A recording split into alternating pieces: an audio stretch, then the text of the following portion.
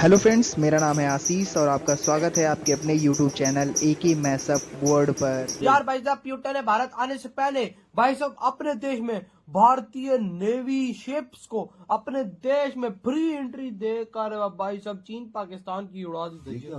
मतलब कि अब भारत की नेवी शिप्स जो है और भाई साहब भारत की जो फोर्सेज है वो किसी टाइम भी रशिया में एंटर हो सकती है विदाउट एनी परमिशन। ये देखो यार, ये क्या ऐसा तो कोई देश नहीं करता ही वजह। अरे यार वही तो, ये क्या कर दिया है रशिया ने। हाँ ना यार, ये हो क्या रहा है दोनों देशों में भाई साहब, तो ये तो देखेंगे तभी पता चलेगा। वही तो कौन करते। व्लादिमीर पुतिन के भारत पहुंचने से ठीक पहले रूस की संसद में एक बहुत बड़ा ऐलान हुआ है। अमेरिका के खबरदार करने के बावजूद भारत रूस से तेल की खरीदारी जारी रखेगा।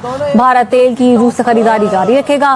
भारत में तेल की कंपनियों से नहीं कहा गया कि वो रूसी तेल खरीदना बंद कर दें। रशिया का नेक्सस है और ये पाकिस्तान के खिलाफ जरूर साजिश करेंगे। Reciprocal exchange of logistical support, ये एग्रीमेंट के तहत रशियन ट्रूप्स भारत के अंदर डिप्लॉय किए जा सकते हैं।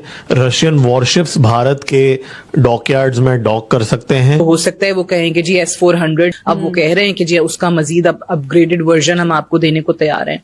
आपकी जो दिफाई जरूरियात है हम आपकी वो पूरी करने के लिए तैयार हैं। अमेरिका या फिर चाइना की बात करें तो मतलब खौफ का माहौल है। किस तरह से देख रहे हैं, ये बहुत बड़ा डेवलपमेंट हम देख रहे हैं। India would use the Russian bases to have access in Arctic, potentially Russian access to Bay of Bengal and Indo-Pacific. Washington में बहुत से लोग डरते हैं कि असल छुपाया जो एजेंडा हो इस मुलाकात का वो कि ब्रिक्स के अंदर इंडिया और रूस का करीब तर ताउन है। क्योंकि अमेरिकन तो ये कहते हैं कि भाई आप लोग जो ब्रिक्स को मजबूत कर रहे हो, बेसिकली रशिया को मजबूत कर रहे हो। इस समय रशियन ट्रूप्स जो हैं वो अफगानिस्तान के बॉर्डर पे इतने सालों बाद वापस रिटर्न कर रहे हैं। इंडिया और रशिया के रिलेशंस एक नए फेज में एंटर कर चुके हैं। प्रेसिडेंट व्लादिमीर पुतिन जिनकी विजिट इंडिया में होने वाली है, उससे पहले ही एक हिस्टोरिक स्टेप ले लिया गया है। रशिया ने इंडिया के साथ RELOS पैक्ट को साइन कर लिया है, यानी कि अब इंडियन नेवी के शिप्स और एयरक्राफ्ट रशियन बेसिस पर रिफ्यूल, रिपेयर और रिप्लेनिश कर सकते हैं। ये pact Indo Russia defence cooperation को एक स्ट्रॉन्ग स्ट्रेटेजिक एज देगा, स्पेशली इंडो स्पेसिफिक रीजन में। और सबसे बड़ी बात, पुतिन के इंडिया आने से पहले ही रशिया कुछ गेम चेंजिंग डिफेंस ऑफर्स भी रख दिया है। रशिया ने इंडिया को S-500A डिफेंस सिस्टम ऑफर किया है, जो कि दुनिया के सबसे एडवांस एंटी मिसाइल सिस्टम में से एक माना जाता है। ये सिस्टम इंडिया को हाइपरसोनिक मिसाइल तक की इंटरसेप्ट करने की कैपेबिलिटी दे सकता है। इसके साथ साथ रशिया ने Su-57 5th generation fighter jet aircraft के लिए भी प्रपोजल दिया है, जो स्टेल्थ टेक्नोलॉजी और हाई मैन्यूवरिंग के लिए वर्ल्ड क्लास फाइटर जेट माना जाता है। और भी कई सारे cutting edge defence technologies, joint production और टेक्नोलॉजी ट्रांसफर की बातें चल रही है, जो इंडिया की मिलिट्री को नेक्स्ट लेवल मॉडर्नाइजेशन प्रोवाइड कर सकती है। पुतिन के इस विजिट से पहले ये सारे डेवलपमेंट्स एक क्लियर सिग्नल देता है कि इंडिया रशिया के पार्टनरशिप अब सिर्फ फ्रेंडशिप ही नहीं बल्कि स्ट्रेटेजिक पावर बिल्डिंग का एपिसेंटर बन चुका है। अब देखना ये होगा कि मोदी पुतिन मीटिंग में कौन कौन से ऑफर्स फाइनलाइज होते हैं। Reciprocal exchange of logistical support, अब कहानी का दूसरा चैप्टर यहाँ पे भी हो रहा है। मैंने ऑलरेडी इसके ऊपर एक वीडियो बनाया था, लेकिन मैं आपको वापस बोल दूं कि ये एग्रीमेंट के तहत रशियन ट्रूप्स भारत के अंदर डिप्लॉय किए जा सकते हैं। रशियन वॉरशिप्स भारत के डॉकयार्ड्स में डॉक कर सकते हैं। रशियन फाइटर जेट्स भारत के एयर स्पेस का इस्तेमाल कर सकते हैं और भारत रशिया में ट्रूप्स भेज सकता है, रशियन एयरबेसेस का इस्तेमाल कर सकता है, रशियन पोर्ट्स का इस्तेमाल कर सकता है मिलिट्री पर्पस के लिए, ठीक है। और सिविलियन तो ऑलरेडी अपना अरेंजमेंट है रशिया के साथ, तो वो भी इसके अंडर कवर्ड है।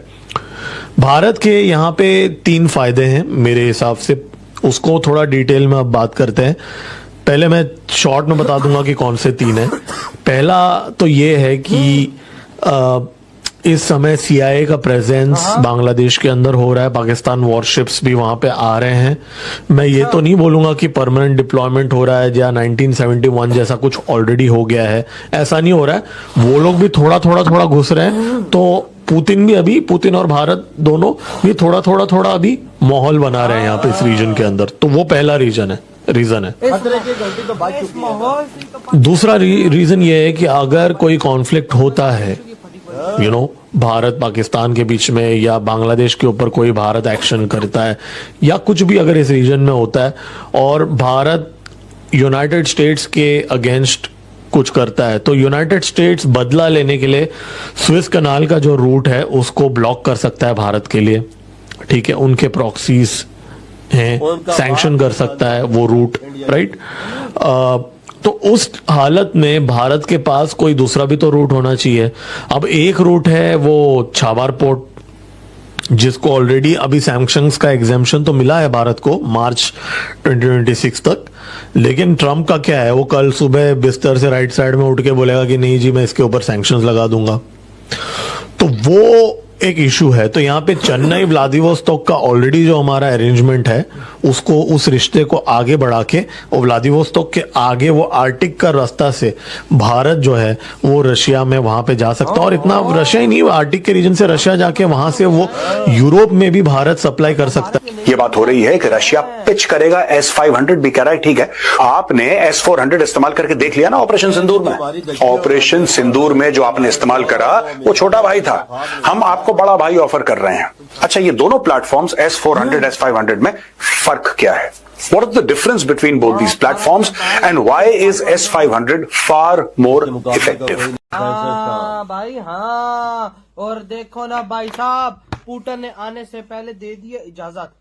आप भाई साहब भारत की नेवी शिप्स, भारत की फोर्सेस रशिया में बिना किसी टेंशन के एंटर हो सकते हैं, बिना परमिशन के। अंदाजा लगा, मतलब समझो कि अब भारत का दूसरा घर रशिया उस टाइम बन चुका है। वे भाई साहब एंट्री मारो विदाउट परमिशन, मतलब ये भारत की शिप्स ये रशिया की सीमा में घुस गई बिना परमिशन। बस ऊपर जहाज इंडिया का होगा, वो दूर से देख के, और रशिया के जहाज भी इंडिया के बगैर परमिशन के आ सकते। ये देखो ना यार, दोनों में ये कैसी रिपेयरिंग हो चुकी है, फ्यूलिंग हो सकती है। वहां पे अगर आपको रहना है तो वो मतलब कि वो इनको बेड शेड और वो आराम शराम ये सब कुछ वहां पे हो सकता है। S-500 की डील भी पक्की हो चुकी है, ये भी इंडिया समझ के ले चुका है। हाँ ना, S-400 ने हमारी दचकियां उड़ाई है, तो S-500 क्या करेगा? ये तो पाकिस्तान चाइना के लिए काल जिसे बोलते हैं। और Su-57 की ये फैक्ट्री इंडिया में लग रही है, ये भी ऑफर मोदी पुतिन ने रख दी और भाई साहब मोदी जी ने इसको हाँ कर दिया, वहाँ से पेपर बन के आए रहे हैं। वजह एक और बात बताऊं, ये सब डीलें तो हो चुकी हैं, डेलीगेशन सब कुछ कर चुका, सिर्फ पुतिन के साइन बाकी है। ये बात, और डेलीगेशन तो पहुंचा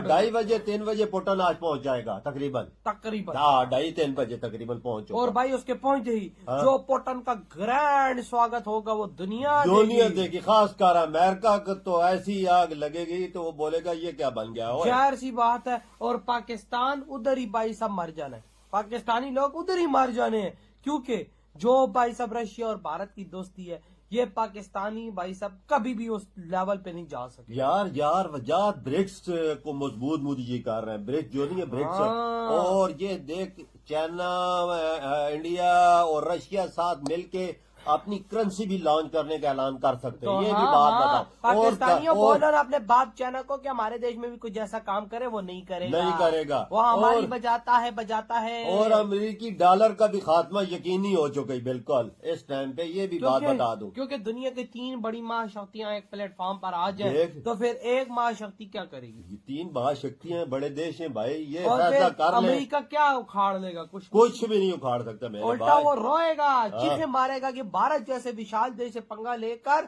मैंने कर क्या दिया। बिल्कुल। तो भाई आपके क्या थॉट है? इतनी बड़ी भाई सब जो अनाउंसमेंट कर दिया पुतिन ने आने से पहले, इधर ही वीडियो खत्म करते हैं। तो बाय।